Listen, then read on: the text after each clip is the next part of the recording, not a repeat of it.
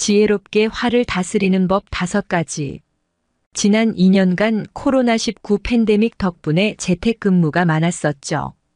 그때 재택근무의 재미에 푹 빠진 분이 계셨어요. 집에서 일을 끝내고 맥주 한 잔 마시고 나면 천국이 따로 없었대요. 그런데 다시 출근하게 되면서 이 평화는 깨어지고 말았답니다. 사람들과 부대끼다 보면 열받는 일이 생기기 마련이죠. 잠이 안 올 정도로 분하고 화가 나는 경험은 누구나 한 번쯤 하잖아요. 이럴 때 지혜롭게 화를 다스리는 법은 없을까요? 우선 화를 가라앉히는 방법을 볼게요. 첫째, 1, 2, 6 이상의 숫자를 센다. 둘째, 심호흡을 하며 3분 이상의 시간을 보낸다. 셋째, 일단 그 자리를 피한다. 넷째, 최소 3분만 걸어도 좋다. 산책을 오래 하면 훨씬 효과가 있다. 다섯째, 음악을 듣거나 거센 빗소리, 천둥소리 등의 백색 소음에 나를 맡긴다. 화가 나면 앞뒤 가리지 않고 즉각 반응하게 됩니다. 따라서 우선 멈춤이 필요합니다. STOP은 일단 물러서는 행동이기 때문에 화를 멈추게 하는 효과가 있습니다. 그러나 당장 화가 가라앉았다 해서 분노를 일으켰던 감정 정보가 뇌에서 사라진 것은 아닙니다. 비슷한 상황이 되면 화는 되살아나죠. 그렇다면 근본적으로 화를 다스리는 방법은 무엇일까요?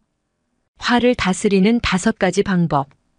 감정의 주인은 나라는 사실을 인지하라. 나의 감정과 판단이 틀릴 수 있다는 사실을 인정하자. 화를 내면 나만 손해라는 사실을 명심하자. 나를 돌아보는 시간을 가져라. 화의 원인인 마음 버리기. 1. 감정의 주인은 나라는 사실을 인지하라. 화를 다스리는 방법이 효과가 있으려면 먼저 이 사실을 인정해야 해요. 상대방은 멀쩡한데 나만 불그락푸르락 할 때가 있잖아요. 내 마음 안에서 일어난 사건이니 나의 문제라는 것입니다. 이것이 문제를 해결할 수 있는 핵심 고리죠. 하지만 대부분은 남 탓을 하게 됩니다. 나는 편안하게 살고 있는데 꼰대 상사가 나를 못살게 굴어서 화가 났다고 생각해버리죠. 상대방을 탓하고 상대방이 바뀌기를 바라는 한 문제가 해결되기는 어렵습니다. 2. 나의 감정과 판단이 틀릴 수 있다는 사실을 인정하자. 어떤 분이 사랑했던 사람과 헤어지게 되었습니다. 미련이 남아서인지 그 남자의 인스타가 궁금했답니다.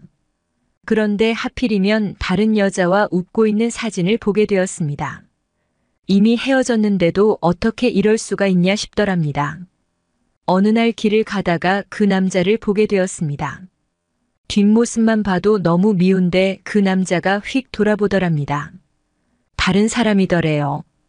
그때 그녀는 깨달았습니다. 오해와 착각에서 자유로운 사람은 없다. 나도 마찬가지다. 그녀는 날뛰는 마음의 문제를 해결하기 위해 명상을 시작하게 되었다고 했습니다. 3. 화를 내면 나만 손해라는 사실을 명심하자. 2000년 전 로마의 철학자인 세네카는 화를 이렇게 말했습니다. 한순간 눈과 귀가 멀어 이성의 충고를 외면하며 올바른 것과 참된 것을 보지 못하고 땅바닥으로 와르르 쏟아져 내리는 돌무더기처럼 엄청난 파멸을 자초하는 것이라고. 세네카의 화 다스리기 세네카 메이트 북스 2019. 2000년 전의 글인데도 너무 공감이 되었어요. 화가 나면 상대방을 비난하고 욕을 하죠. 그런데 싸움을 하고 화를 내면 화병이 나는 건 상대방이 아니라 나 자신입니다. 내가 잠을 못 이루고 화를 사귀는 그 시간에 상대방은 2다리 뻗고 잘 자고 있을지도 몰라요. 4. 나를 돌아보는 시간을 가져라. 화를 다스리는 방법은 오랜 세월 동안 인간의 숙제였습니다. 그래서인지 화에 대한 설명과 조언은 인터넷만 검색해도 많이 찾을 수 있습니다. 그러나 실천은 늘 어렵죠. 화로부터 자유로워지려면 우선 화가 난 원인을 돌아봐야 합니다. 가시가 박혔으면 가시가 어디에 어떻게 박혔는지 알아야 뽑을 수 있는 것과 같은 이치입니다. 내 마음에 박힌 가시를 찾는 것이 자기 돌아보기 명상입니다. 이유와 원인을 안다는 것은 문제 해결의 열쇠를 쥐는 일이죠. 원인을 이해하고 나면 같은 실수를 반복하지 않습니다. 5. 화의 원인인 마음 버리기. 깨끗한 방을 원한다면 쓰레기를 치우고 버려야겠죠. 내가 달라지고 내 삶이 변화되려면 불행의 원인이 된 마음을 찾아서 버리면 됩니다. 화를 다스리는 가장 근본적이고 지혜로운 방법은 마음을 버리는 것입니다. 생각의 차이로 화가 날 때, 흔히 나와 생각이 다르면 화를 내게 됩니다. 그래서 먼저 각자 생각이 다르다는 것을 인정하고 두 번째로 내 생각만 맞다는 마음을 버립니다. 그러면 상대의 생각을 수용하게 됩니다. 내 마음을 버리면 마음이 넓어지고 대화와 소통이 가능해집니다. 이 자존심을 건드려 화가 날 때, 누군가 나의 자존심을 건드리고 약점을 이야기하면 화를 내게 됩니다. 자존심은 자기 중심적인 편협한 마음입니다. 이 마음을 버리면 자기 고집이 없어집니다. 종의 말도 맞고 부인의 말도 맞다 했던 황희정승처럼 말입니다. 그래서 상대가 나를 좋아하게 되고 어떤 집단에서도 잘 어울리는 사람이 될 수 있습니다. 화는 간밤의 꿈처럼 실체가 없습니다. 내가 내 안에서 내 마음대로 만든 감정이고 허상입니다. 눈을 감고 명상을 하면 이 원리를 마음에서 제대로 깨닫게 됩니다. 이 사실만 정확하게 인지해도 화와 분노는 너무 쉽게 다스려집니다. 화를 내면서 살기에 인생은 너무 짧고 소중합니다. 지혜롭게 화를 다스려서 누구나 행복하게 살았으면 좋겠습니다. 참고, 화를 다스리기 위해 자기를 돌아보는 5가지 이유. 첫째, 화를 낼 때는 자기 모습을 알기 어렵다. 감정에 휩싸이면 자기 감정에 푹 빠지게 됩니다. 특히 화를 내는 순간에는 내가 옳다고 생각하기 때문에 객관적인 판단을 하기가 힘듭니다. 그리고 내가 옳다는 것을 주장하기 위해 더 화를 내게 됩니다. 이런 실수를 반복하지 않으려면 자기를 객관적으로 되돌아보는 시간이 필요합니다. 둘째, 화의 뿌리가 버려져야 한다. 둘째, 화의 뿌리가 버려져야 한다. 화를 참으면 사라지는 것이 아니라 마음 깊이 쌓이게 됩니다. 참을 만큼 참았다. 더는 못 참아. 하는 순간 쌓인 화가 터져 나오는 것이죠. 나는 많이 참는 편이야 하는 사람은 어릴 때부터 참았던 경험이 쌓여서 그렇습니다. 무서운 부모님의 영향일 수도 있고 착한 아이 콤플렉스일 수도 있죠. 자기 감정을 누르는 경험이 쌓이면 습관이 되고 나도 모르게 같은 행동을 반복하게 됩니다. 그러나 아무리 습관처럼 굳어버린 마음이라도 원인을 알고 그 마음을 반복해서 버리면 없앨 수 있습니다. 셋째, 화의 이유를 모르면 남 탓을 하게 된다. 사람은 문제가 생기면 남 탓을 하는 경향이 많아요. 이런 태도는 자신을 화나게 한 상대방에게만 몰입하고 상대방이 달라지면 문제가 해결된다고 생각하게 됩니다. 넷째, 화의 원인을 모르면 자신을 괴롭히게 된다. 소극적으로 화를 내는 경우도 많아요. 모두 내 탓이고 내 잘못이라고 자신을 비하하고 자신을 괴롭히는 것이죠. 심리학자들은 밖으로 향하는 화를 분노라고 하고 자신에게 향하는 화는 우울증이라고 합니다. 화는 버려지지 않는 한 우울, 불안 등의 모습으로 나를 지배하게 됩니다. 다섯째, 성찰을 하면 내면에 힘이 생긴다. 나는 항상 나를 돌아보고 있고 자신에 대해서 잘 안다고 생각할 수도 있습니다. 또 자신의 문제를 알고는 있다 하더라도 자기를 직면하고 명상을 하는 것은 귀찮거나 두려워할 수도 있습니다. 혹은 나는 화를 내는 사람이 아니다. 라며 부인할 수도 있습니다. 길고양이를 지나치지 못하는 온정이 나의 일부인 것처럼 미운 상대가 망하기를 바라는 심술도 나의 일부입니다. 있는 그대로의 나를 돌아보고 인정하는 용기가 내면의 힘이고 역량입니다.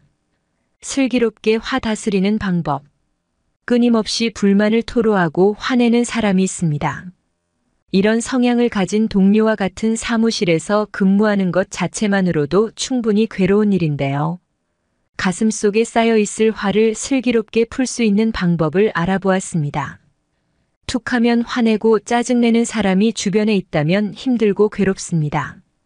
왜 내 주변에만 이런 진상들이 있나 생각할지 모르지만 긍정적인 사실은 어딜 가나 이런 사람이 존재한다는 것입니다. 그러니 너무 열받을 필요는 없습니다. 분명한 사실은 자신이든 상대방이든 평소 화가 많다면 그 존재 자체만으로 주변을 힘들게 할 수 있습니다. 인연을 끊는 것이 아니라면 해결 방법은 사실 없습니다.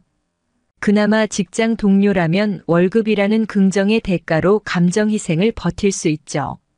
그러나 월급과 같은 수단은 단편적인 해결책에 불과합니다. 남을 변화시킬 수 없다면 자신의 감정을 훈련하는 것이 현명합니다. 화나는 감정을 슬기롭게 다스리는 법과 화내는 상대방을 현명하게 대처하는 법이 필요한 이유죠. 심리적 고수의 감정 컨트롤. 스트레스를 받았을 때 화부터 내는 사람이 있습니다. 이들은 작은 것에도 수치심과 분노를 느껴 부정적인 감정을 폭발시키죠. 특히 자신이 소중하다고 생각했던 것을 인정받지 못하면 더욱 그렇습니다. 자기애를 지키기 위해 안간힘을 쓰며 반응하는 것입니다. 반면에 좀처럼 화를 내지 않는 사람도 있습니다. 이들은 남의 평가에 크게 연연해하지 않습니다. 자존감이 높아 자신의 감정도 잘 컨트롤하죠. 사소한 일로 자기애가 상처받지 않아 언성을 높일 상황도 없습니다. 그렇기 때문에 화내는 상대의 이야기를 들어줄 여유가 있고 이들이 왜 화가 났는지 정보를 얻을 수 있습니다. 같이 화내고 싸우면 똑같은 사람으로 취급받지만 이들은 정보를 수집해 상대방을 좌지우지할 전략과 전술을 짤 수 있습니다. 싸움은 피하고 상대방의 잘못된 부분은 정확하게 되짚는 슬기로운 복수가 가능한 거죠. 감정 컨트롤이 가능한 완벽한 심리적 고수가 되기 위해 심리적 하수의 특징을 먼저 살펴봅시다. 기억하면 같이 욱하는 것을 피할 수 있고 이성적으로 대응할 수 있습니다. 스텝 1. 욱하는 사람의 특징 파악하기. 스스로 과대평가한다. 별것 아닌 일에도 화를 내는 사람이 있죠. 타인이 자신을 무시한다고 생각해 욱하는 건데 사실은 자신을 남들이 인정하지 않아 속상한 것입니다. 방어기제를 발동한다. 콤플렉스가 외부 요인에 의해 자극받아 과하게 반응한 것입니다. 상황을 객관적으로 바라보지 못하고 감정 조절을 하지 못하죠. 과거의 상처가 원인인 경우라면 안타깝지만 결국 그도 성질 더러운 사람입니다. 상대에게 기대한다. 자신이 상대방에게 잘해준 만큼 결과가 돌아오길 바랍니다. 그렇지 못할 경우 상처받아 분노를 표출하죠.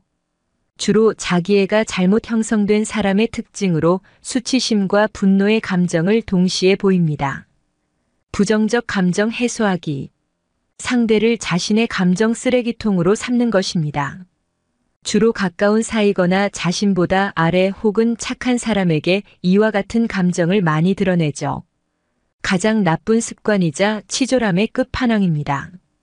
자신의 요구를 위해 분노하기. 타인에게 관심과 인정받고 싶은 욕망이 큰 사람입니다.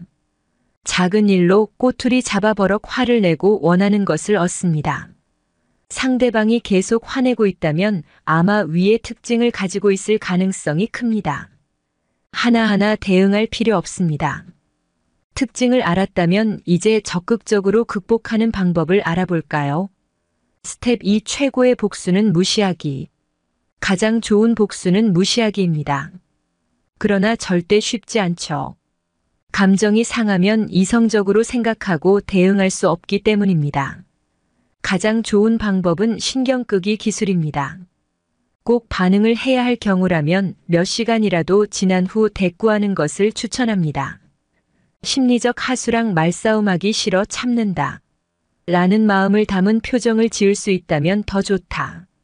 표정은 독한 말처럼 증거를 남기지 않지만 독한 말보다 더 단호하게 표현할 수 있습니다. 스텝 3. 6초 동안 기다리기. 욱하고 치밀어 오르는 감정을 조율하는 시간도 필요합니다. 홧김에 내뱉은 말 한마디로 오랜 시간 쌓은 인연이 물거품 되는 경험을 해본 사람도 있을 것입니다. 우리의 대뇌는 부정적인 감정을 자극받으면 이를 먼저 편도체에 전달합니다. 편도체는 본능적 뇌로 본능이나 정서 행동을 지배하는 곳이죠. 만약 상대방과 갈등 상황에 놓였고 자신을 자극하는 말을 했다고 가정해 봅시다. 감정이 상하고 혈압이 오르며 표정이 경직되는데 3초면 충분할 것입니다. 또한 3초는 상대에게 심한 욕설, 주먹을 올린다든지 뺨을 후려치는 것까지 모두 가능한 시간입니다. 하지만 이는 본능적이고 동물적인 반응으로 시간이 지나면 후회할 행동입니다. 그렇다면 자극을 편도체에서 이성적 뇌인 대뇌피질로 전달하는 데 필요한 시간은 얼마나 될까요? 생각과 언어를 지배하는 대뇌피질로 가는 것도 단 3초입니다. 누군가 자신을 자극하더라도 딱 6초만 참고 견디면 이성적으로 생각할 수 있는 거죠. 감정과 이성이 조율되는 그 찰나의 시간을 견디면 새치혀가 사람 잡는 사고를 막을 수 있습니다. 하지만 이 시간을 참지 못하면 본능적 뇌가 시키는 대로 배설해버린 감정 때문에 돌이킬 수 없는 이별의 강을 건너야 할지도 모릅니다. 물론 감정이 휘몰아치는 6초는 생각보다 긴 시간으로 느껴질 수 있습니다. 그럼에도 6초 동안 멈추고 상대의 얘기를 들어줄 수 있어야 합니다. 우선 눈을 감고 굽은 어깨와 허리를 곧게 펴봅시다. 그리고 3초 동안 코로 깊게 숨을 들이마시고 내쉴 때는 살짝 입을 벌려 아랫배가 등허리에 붙을 때까지 내뱉는다는 기분으로 길게 숨을 내쉽니다. 아마 다들 한 번쯤은 해봤을 복식 호흡인데요.